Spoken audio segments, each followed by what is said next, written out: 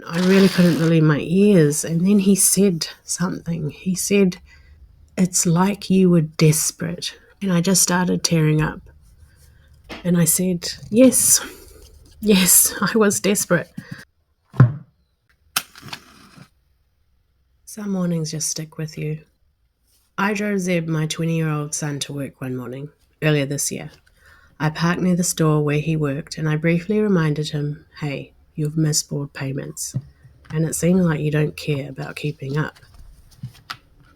He said, "It's hard to care when I see you spending hundreds of dollars on furniture you don't need." I calmly said, "That bunk bed is a necessity for your 6-year-old sister, transitioning into a shared room with her big sister." He said, "You should have thought about your circumstances before you had a baby with Dad." I was stunned and I was confused. My goal was to hold him accountable for bills, but somehow we ended up in the deepest part of my past. Zeb continued to say he was confused when I let him back in and choose to have a baby with him, especially after how he had treated me. I responded to him by saying, "It's not that simple. Couples don't just have intimate moments because they want babies. It's another form of communicating to someone you love." And it was awkward, but it had to be said. I continued, "I didn't decide to get pregnant, Zeb. I couldn't fall pregnant for the last 7 years, so your sister is a miracle, and I truly believe a gift from God for the darkness I went through."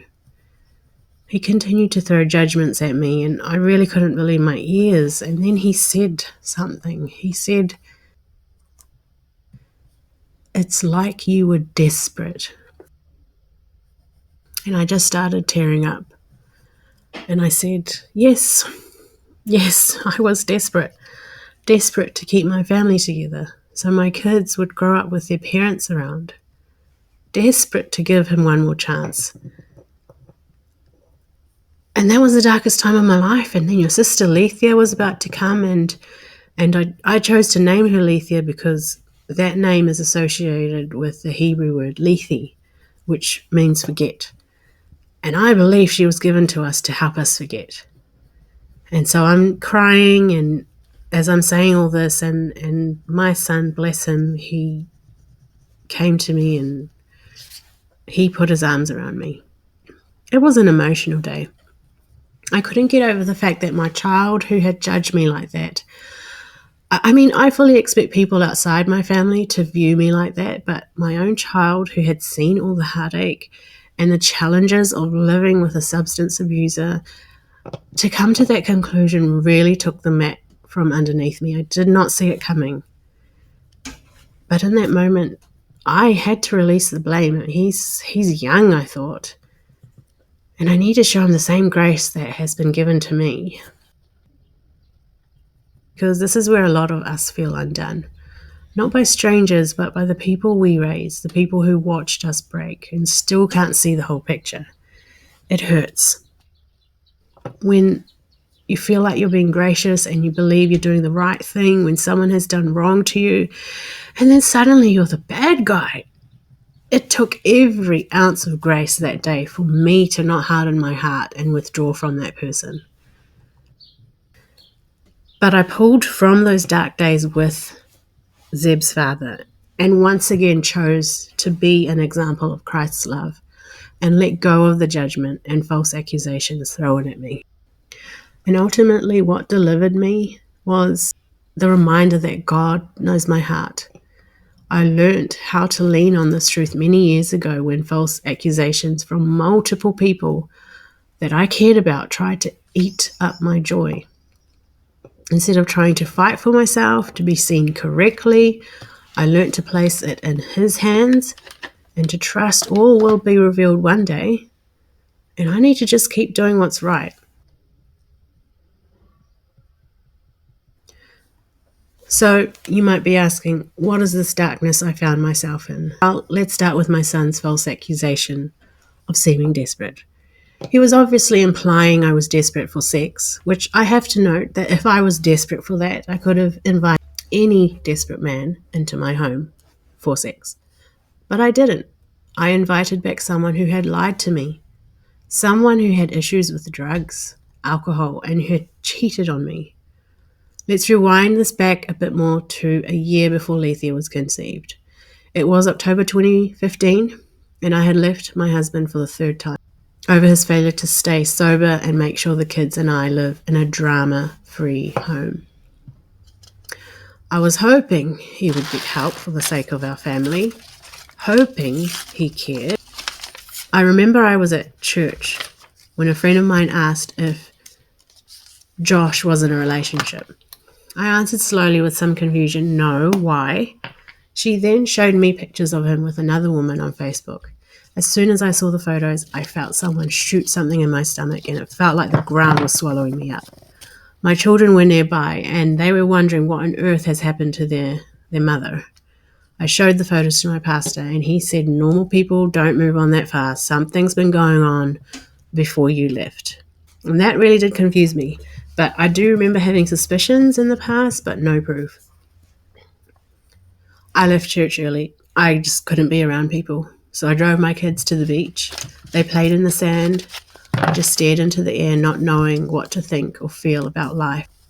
And then glimpses of him and the new woman kept entering my mind. And then I started feeling guilty. Did I cause this? Should I have left?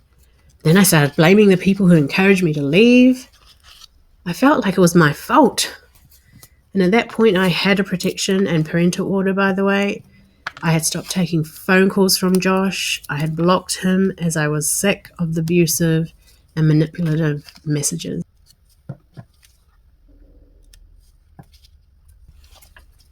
The next morning came.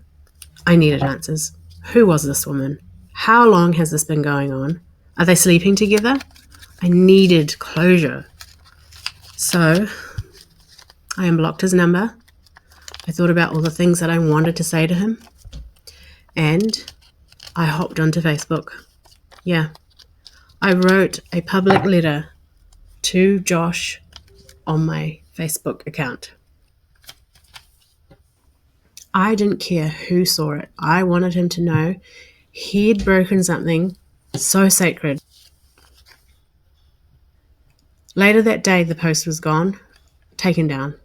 And as I sat on my bed ruminating over everything, I see Josh's profile show up on my phone as an incoming call, and my heart leaped. I could feel some kind of chemical flooding my body. It was positive chemicals, dare I say, excitement. Maybe I get some closure. Maybe my codependent me, although I didn't know I was codependent back then, maybe I can fix this and things would be better.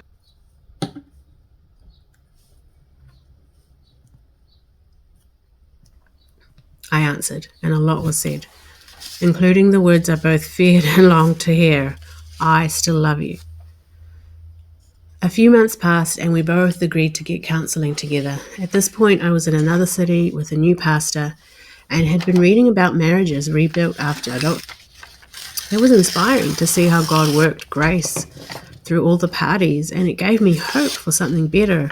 I actually got excited over the fact that this was an opportunity to pour out grace that's been given to me through Christ. So we sat in the new pastor's office and the pastor made Josh agree that if there's any drinking or drugs, then it is over and he is to leave the house. Josh nodded and agreed. The pastor also said because you need to work on your wife's trust, you are to give your wife access to phone and social account, passwords, everything. Josh sat there and agreed, of course, whatever it will take. Having him back was hard on my heart. I wanted to try one more time. I loved him. I wanted to honour our vows, and it's just so hard to walk away from something you've poured so much into. But I found that my desire to see the family heal wasn't quite aligning with the state of my heart. I was feeling new feelings for the first time in my life.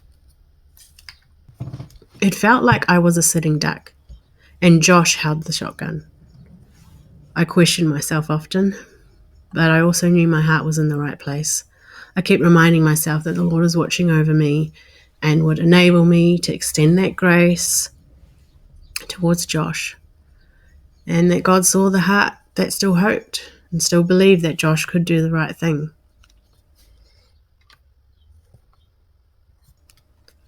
I told myself, if this was going to work, not only do I have to keep communicating how I feel about my boundaries, but I felt I had to love Josh the best I can, and that meant serving and caring for him. And it also meant considering intimacy. That was difficult. I felt like I was betraying myself. But on the other hand, I knew it was a form of loving him, a form of communication and expression reserved for two people who loved each other. So that was the darkest time of my life, loving someone who had hurt me so bad and knowing there was a chance of being hurt again. I learned about my youngest daughter's conception a couple months from God, and I chose to name her Lethia, which is inspired by the name Manasseh, Joseph from the Bible. His firstborn was called Manasseh. Joseph is my Bible hero after Jesus, by the way. Joseph went through incredible betrayal and loss through his youth and adult years, all from people he loved. When Manasseh was born, he symbolized grace and healing for Joseph's past wounds. And Joseph said, God has made me forget, which is so beautiful.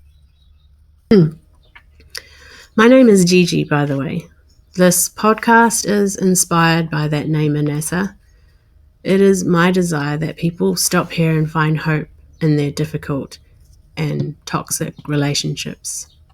Whether you stay or leave, I've learned it's possible to walk in peace with boundaries in one hand and grace, kindness, and love in the other. As long as you learn to lean on God, who ultimately is the one that enables us to operate in those traits. Now, there's so much more to the story I shared with you today. Looking back, I can see how my codependence shaped that season. I didn't just want to heal the marriage. I wanted to prove I was lovable. I thought if I served enough, sacrificed enough, maybe I'd be enough. And it's taken years to unlearn that. But the Lord was patient with me in it, and I'm so thankful for him. I'm sure I'll talk more about this in future episodes. But amongst these issues in me back then, there was a very real heart that wanted to please God and hold on to his presence in my life. I really wanted to do the right thing before God's eyes, despite what my pain was saying, which was, it's not fair, just leave. But that did feel like a sad shortcut that would lead only to regret and wondering if I held on for a bit longer. You know, things like, what if he changed? What if this and what if that? And I've learned to not operate in the what ifs anymore. I'll be sharing more of my lessons that I've learned and how I got here, why it's important to me to maintain the presence of God in my life, which scriptures to cling to, and the wisdom of boundaries to create, a safe space for ourselves. Let me ask you, have you ever been misunderstood by someone you love? Have you, instead of defending yourself, chose to let God see your heart? If so, tell me about it in the comments. I would love to read about your story. Maybe you've stayed too long. Maybe you left too soon. Maybe you're still trying to figure it all out. Wherever you are, I want you to know this. God sees you. He knows your heart. And you can walk in grace understood, even if no one else understands you. So join me next time. Walk with me through the ashes of my past and see how joy can bloom.